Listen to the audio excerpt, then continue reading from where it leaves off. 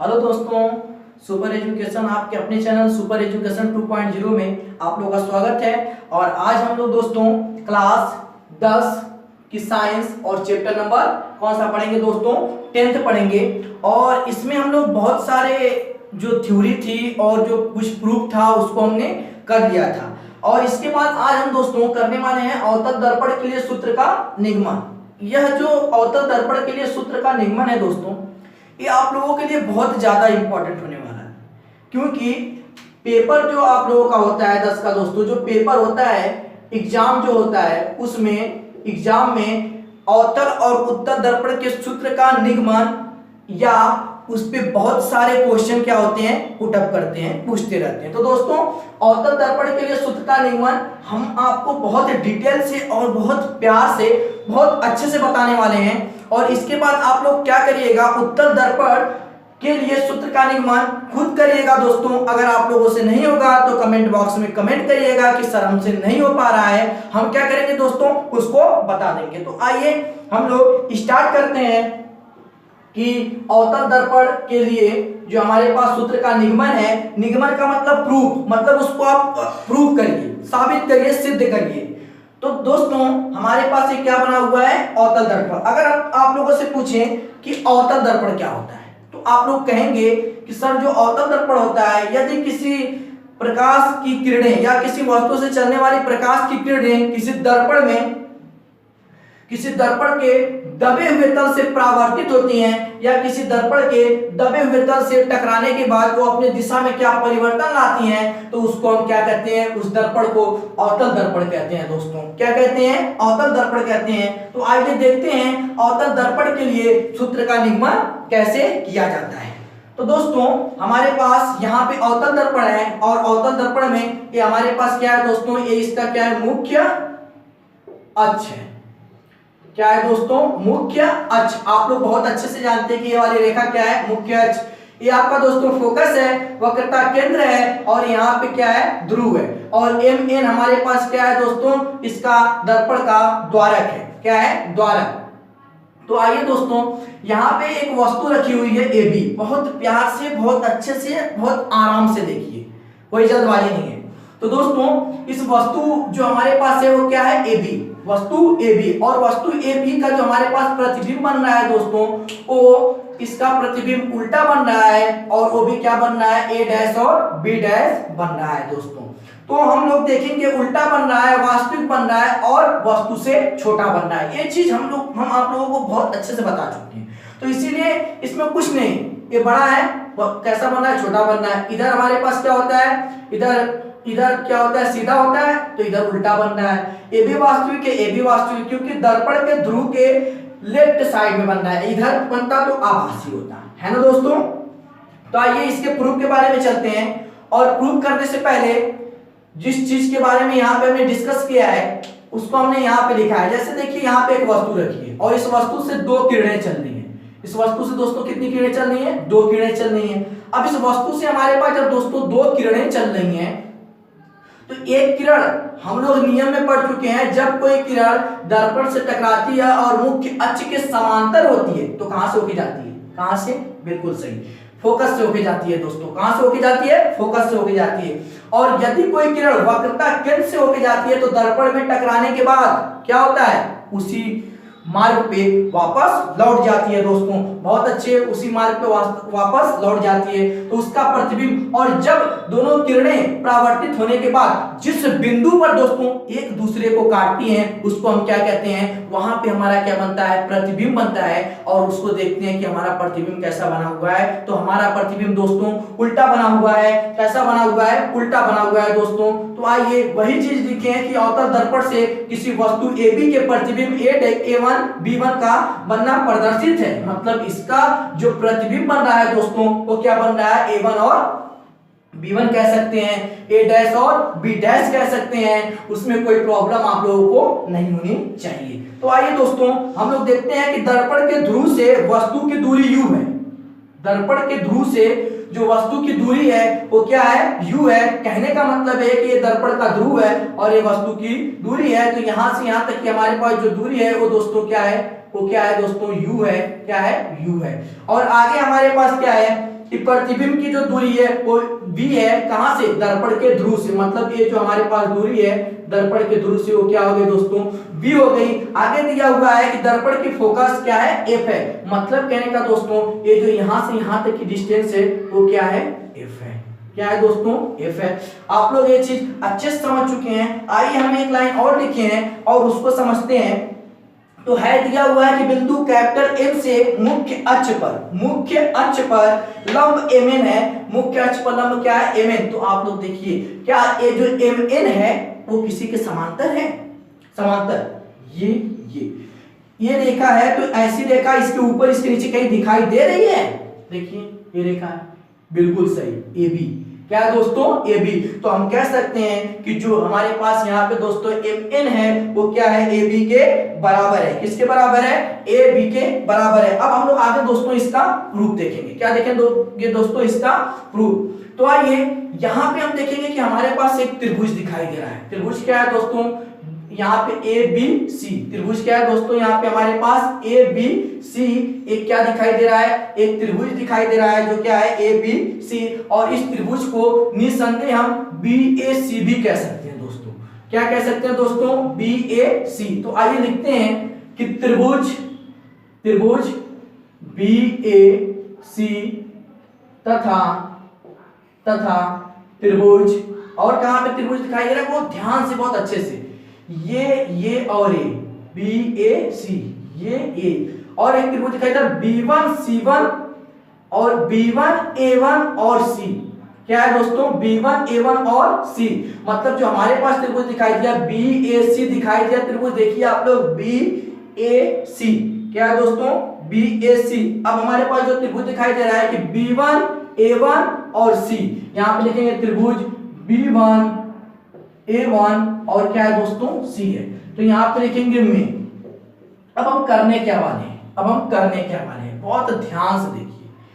ये हम दो त्रिभुज लिखे हैं, एक त्रिभुज ऐसे है, एक त्रिभुज ऐसे है ABC, और एक त्रिभुज हमारे पास दोस्तों क्या है, एक त्रिभुज हमारे पास है कुछ इस रूप में है, आप लोग देख सकते हैं ऐसे B1A1 और C, है ना दोस्तों। यही त्रिभुज आप लोगों को दिखाई दे रहा है ना, B1A1 और हमारे पास क्या है, C। तो यहाँ पे दोस्तों कहने का मतलब हमारे पास ये है कि इनका जो हमारे पास कोण बन रहा है, जो कोण बन रहा है, ये जो कोण बन रहा है, ये जो कोण बन रहा है यहाँ पे, और जो यहाँ पे कोण बन रहा है, क्या ये आपस में समकोण है। बिल्कुल सही दोस्तों। ये कितने डिग्री का है, 90 अंश का कोण है, और ये भी कितने अंश का कोण है, 90 अंश का कोण है। दोनों का एंगल क्या हो गया हमारे पास दोस्तों, बराबर हो गया। तो ये वाले जो एंगल हैं ये भी आपस में क्या हो जाएंगे दोस्तों, आपस में क्या हो जाएंगे, बराबर हो जाएंगे। और जब बराबर हो जाएंगे तो हम कह सकते हैं कि जो हमारे पास त्रिभुज BAC तथा त्रिभुज B1A1C में जो उनका कोण होगा 90 अंश का जो कोण है वो आपस में बराबर हो जाएगा। क्यों, क्योंकि ये हमारे पास क्या है दोस्तों, समकोण है। बहुत अच्छे, क्या है, समकोण। तो यहाँ पे लिखेंगे हम ABC बराबर होगा, जो 20 जो एंगल है किसके बराबर होगा दोस्तों, कोण A1 B1 और C के क्या होगा, बराबर होगा। और यहाँ पे लिख सकते हैं कि ये कौन सा कोण है दोस्तों, समकोण है। कौन सा दोस्तों कोण है, ये समकोण है। आप लोग देख सकते हैं कि ये कौन सा कोण है दोस्तों, यहाँ पे और यहाँ पे हमारे पास जो कोण बन रहा है वो कौन सा कोण बन रहा है, समकोण बन रहा है। तो अब आगे हम लोग देखते हैं, एक चीज आपको पहले बताते हैं। समकोण आप लोगों को समझ में आ गया, इस चित्र में जितना लिखे इतना समझ में आ गया। अब हम देखेंगे कि यहाँ पे हमारे पास एक और कोण है जिसको हम शीर्षाभिमुख कोण कहते हैं। क्या कहते हैं दोस्तों, शीर्षाभिमुख कोण। देखिए पहले ये रेखा ऐसे हमने खींचा, इस रेखा को ये रेखा काट रही है, तो ये दोनों कोण क्या कहलाएंगे, शीर्षाभिमुख कोण। अगर ये A है, ये B है, ये C है, ये पूरा क्या है, C है, ये D है, ये P है, तो हो जाएगा ACB जो कोण होगा ACB DCP के, D कोण क्या हो जाएगा DCP की। मतलब ऐसे रेखाएं काट रही हैं तो ये वाला जो कोण होगा इसके बराबर होगा, और ये वाला कोण क्या होगा दोस्तों, इसके बराबर होगा। तो ये जो कोण है आपस में जब बराबर होंगे तो इसको हम लोग कहेंगे शीर्षाभिमुख कोण। क्या कहेंगे दोस्तों, इसको हम कहेंगे शीर्षाभिमुख कोण। तो आइए हम लोग देखते हैं कि हमारे पास शीर्षाभिमुख कोण कहाँ पे बना हुआ है। तो हम लोग देख सकते हैं कि यहाँ पे जो दोस्तों है BCA, कोण BCA बराबर, देख रहे हैं आप लोग, BCA जो हमारे पास जो कोण है, और जब ये रेखा आगे की तरफ, बहुत ध्यान से, ऐसे आगे की तरफ, ऐसे देखिए, ऐसे आगे की तरफ जो निकल रही है रेखा, तो यहाँ पे जो कोण बनना है C, क्या बनना है दोस्तों, C, मतलब B1 कह सकते हैं, B1C और A1, क्या कह सकते हैं दोस्तों, B1C और A1। आइए देखते हैं, यहाँ पे लिखते हैं कोण B1C और A1, है ना दोस्तों। और ये हमारे पास कौन सा कोण है दोस्तों, ये हमारे पास है शीर्षाभिमुख कोण, शीर्षाभिमुख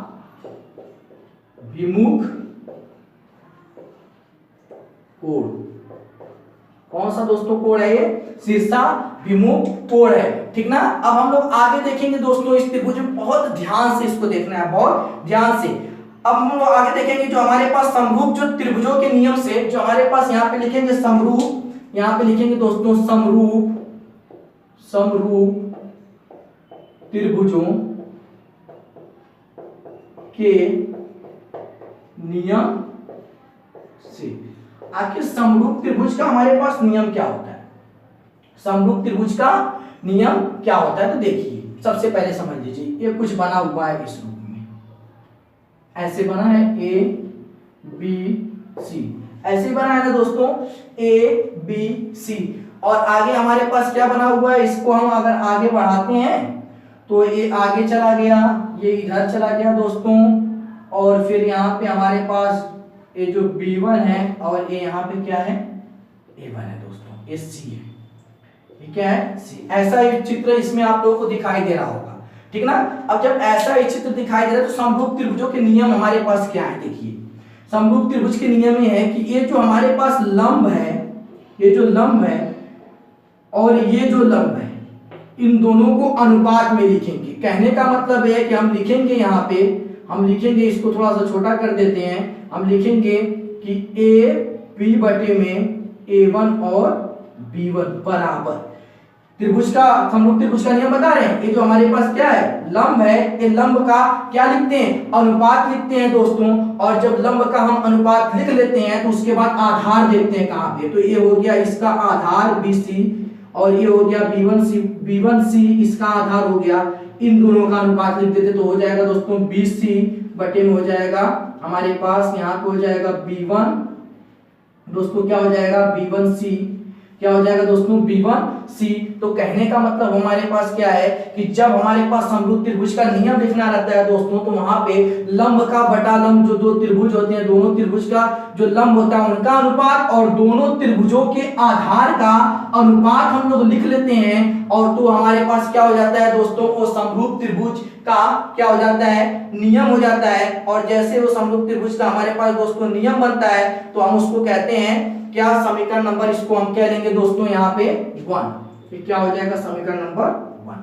तो उसके आगे हम लोग देखेंगे दोस्तों, बहुत प्यार से, बहुत अच्छे से, थोड़ा सा लॉन्ग होने वाला है वीडियो, लेकिन आप लोग वीडियो स्किप मत करिएगा, और चैनल को सब्सक्राइब करिएगा, और बेल आइकन को प्रेस करिएगा, और उसको लाइक करिएगा, और ज्यादा से ज्यादा क्या करिएगा, शेयर करिएगा, कि और भी बच्चों का फायदा हो सके। तो आइए दोस्तों यहाँ पे देखते हैं, अब इस साइड उधर का काम खत्म हो गया, अब इधर वाला हिस्सा, तो क्या है हमारे पास, हमने दिया था पहले BAC, तो हमारे पास अब क्या हो जाएगा दोस्तों, यहाँ पे NM और F, एक त्रिभुज यहाँ पे है NM और F, यहाँ पे हमारे पास त्रिभुज है NM और F। तो यहाँ पे हम लिखेंगे, यहाँ पे लिखेंगे दोस्तों, यहाँ पे हम लोग लिखने वाले हैं कि त्रिभुज NMF तथा त्रिभुज, अब हम लोग देखेंगे NMF, और क्या हो जाएगा त्रिभुज दोस्तों हमारे पास, और हमारे पास त्रिभुज क्या हो जाएगा, तो यहाँ पे हम लिख सकते हैं कि, और हमारे पास जो त्रिभुज होगा B1 A1 और F, क्या हो जाएगा दोस्तों B1 A1 और F। तो आप लोग देखेंगे तो यहाँ पर भी दोस्तों हमारे पास समकोण त्रिभुज बन रहा है, क्या बन रहा है दोस्तों, समकोण त्रिभुज। बहुत ध्यान से यहाँ पे देखेंगे तो हमारे पास क्या बन रहा है, समकोण त्रिभुज बन रहा है, क्या बन रहा है दोस्तों, समकोण त्रिभुज। और जब समकोण त्रिभुज बन रहा है हमारे पास, तो हम कह सकते हैं कि यहाँ पे जो हमारे पास समकोण त्रिभुज बनेगा दोस्तों, तो सेम प्रक्रिया हम अपनाएंगे, क्या लेंगे MNF, क्या लेंगे, कोण MNF बराबर होगा ये जो एम एन एफ है ये क्या हो जाएगा, बराबर होगा दोस्तों, किसके बराबर होगा, हम लिख सकते हैं किसके बराबर, A1 B1 F के, किसके, A1 B1 F के। और कौन सा कोड है, अभी अभी बताया था कि हमारे पास क्या है दोस्तों, सम कोड है। क्या है, सम कोड। तो आप लोग जरूर बताइए कि शीर्षाभिमुख कोड क्या होगा यहाँ पे हमारे पास दोस्तों, शीर्षाभिमुख कोड क्या होने वाला है, आप लोग बताइए जल्दी से। तो BCE जैसे हमारे पास शीर्षाभिमुख कोड था, तो यहाँ पे हम ले सकते हैं कि ये वाली रेखा है ना, कि MFN जो हमारे पास कोड होगा, कोड M कह सकते हैं MFN बराबर होगा दोस्तों, MNF जो बराबर होगा किसके बराबर होगा, हम कह सकते हैं कि यहाँ पे हम ले सकते हैं कि A1F और B1 किसके बराबर, A1F और B1। तो यहाँ पे हम लिख सकते हैं कि क्या लिख सकते हैं दोस्तों, A1F और B1। ये कौन सा कोड हो गया दोस्तों, ये हमारे पास हो गया शीर्षाभिमुख कोड। क्या हो गया दोस्तों, शीर्षाभिमुख कोड। ये कौन सा हो गया, शीर्षाभिमुख कोड। फिर वही हम अप्लाई करेंगे समरूप त्रिभुजों के नियम, यहाँ पे लिखेंगे समरूप त्रिभुजों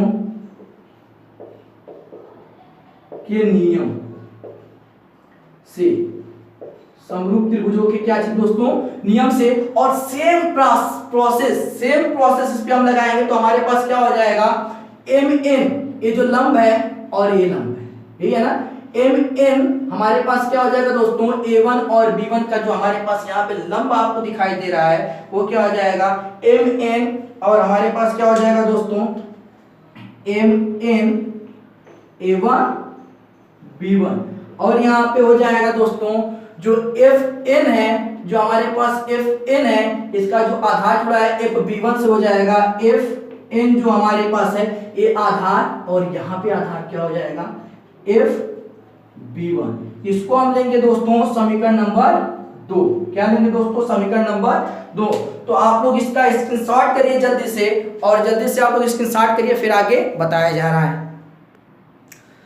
आगे दोस्तों हम लोग देखेंगे ये क्या है, कि दोस्तों हमारे पास क्या है, समीकरण क्या था 1 और समीकरण 2 हम बना दिए थे। अब हमको आगे इसमें क्या करना है दोस्तों, देखते हैं। अब हम लिखेंगे समीकरण 1 व 2 से, क्या लिखेंगे दोस्तों, समीकरण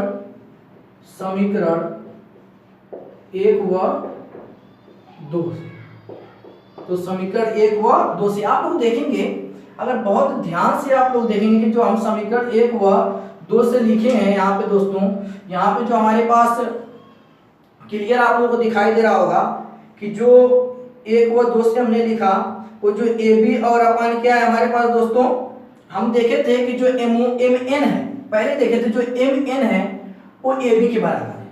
जो दोस्तों MN है वो क्या है, वो AB के बराबर है दोस्तों। किसके बराबर है, AB के बराबर है। तो यहाँ पे हम थोड़ा सा लिखना चाहेंगे कि जो पहले यहाँ पे लिखेंगे समीकरण 1 व 2 से, और फिर लिखेंगे, अतः यहाँ पे लिख देते हैं MN बराबर AB, MN बराबर AB। तो MN की जगह हम क्या रख देंगे, AB रख देंगे।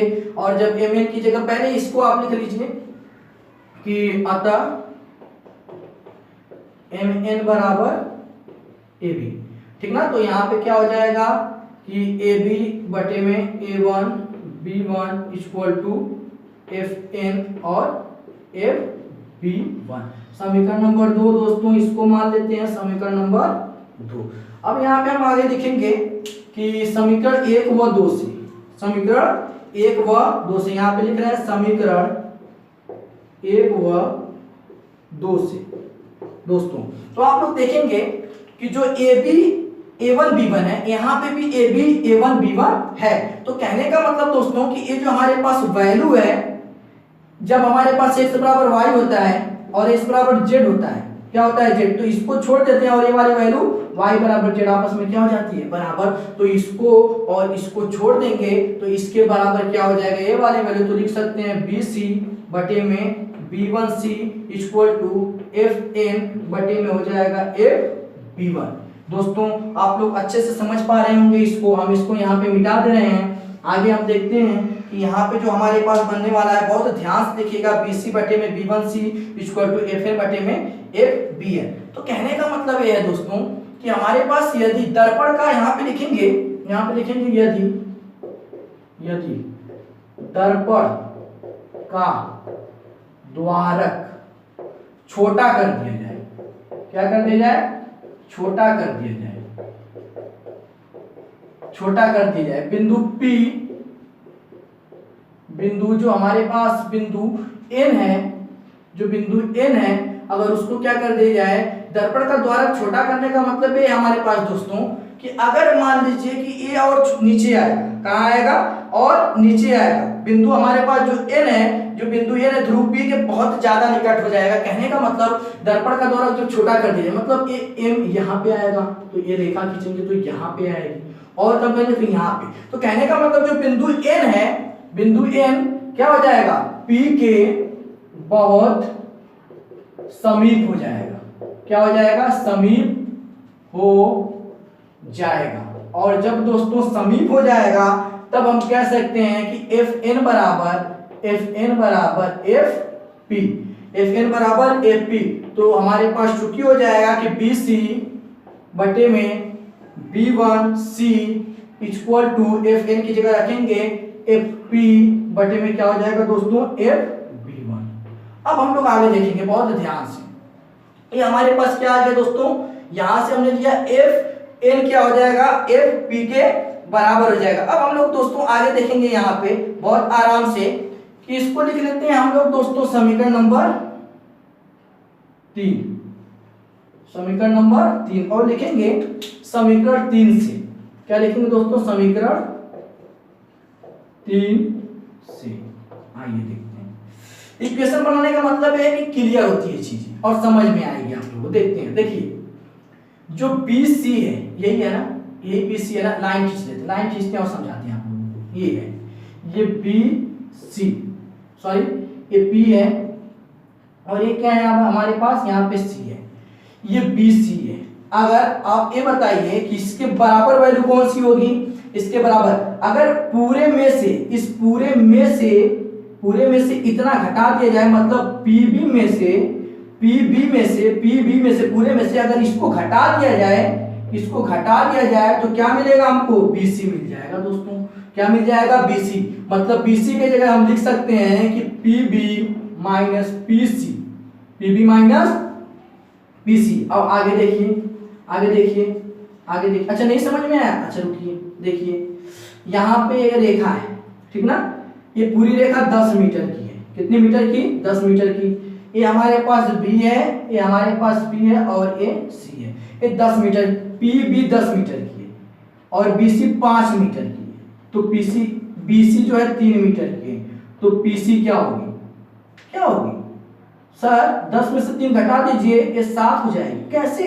तो वही तो कह रहे हैं, PB में से अगर हम BC घटा दें तो ये हमको मिलेगा कि नहीं मिलेगा दोस्तों? या हमको PB में से PC घटा देंगे तो हमको BC मिल जाएगा, है ना? PB में से PC घटा देंगे तो क्या मिल जाएगा? BC मिल जाएगा। आगे देखते हैं B1C यही है ना, ये रेखा देखिए, ये B1 हो गया आपका, ये C हो गया और ये P हो गया, इसकी जगह रखना है।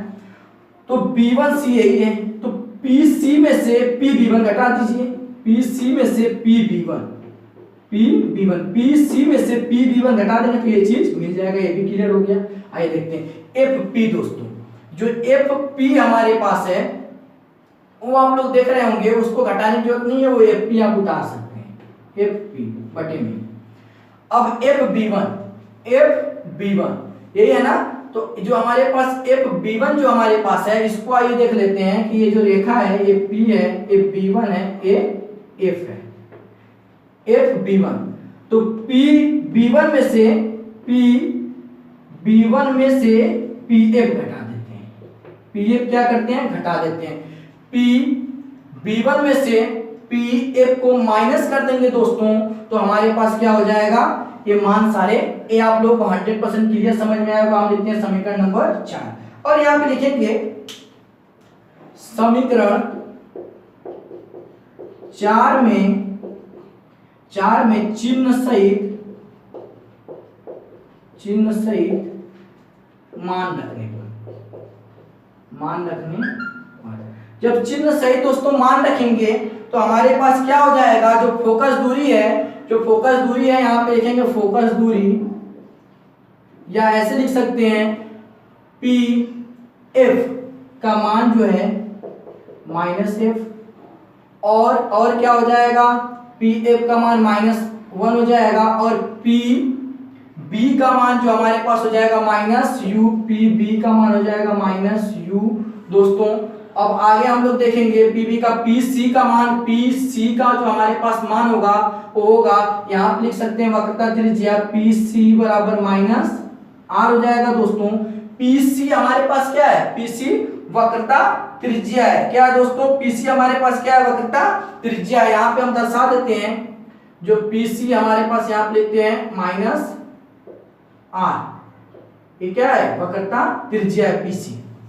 और आगे देख लेते हैं, पी सी हो गया -r, पी बी वन, तो पी बी वन क्या है, -v है, तो पी बी वन हमारे पास दोस्तों क्या है, -v है। तो हमको लग रहा है कि सारी जो मान है वो सब निकल चुके हैं, जैसे पी एफ निकल चुका है, पी बी निकल चुका है, और पी सी निकल चुका है, और क्या निकल चुका है दोस्तों, पी बी वन निकल चुका है। इसके बाद अब हम लोग आगे देख रहे हैं, देखिए यहाँ पे आप लोग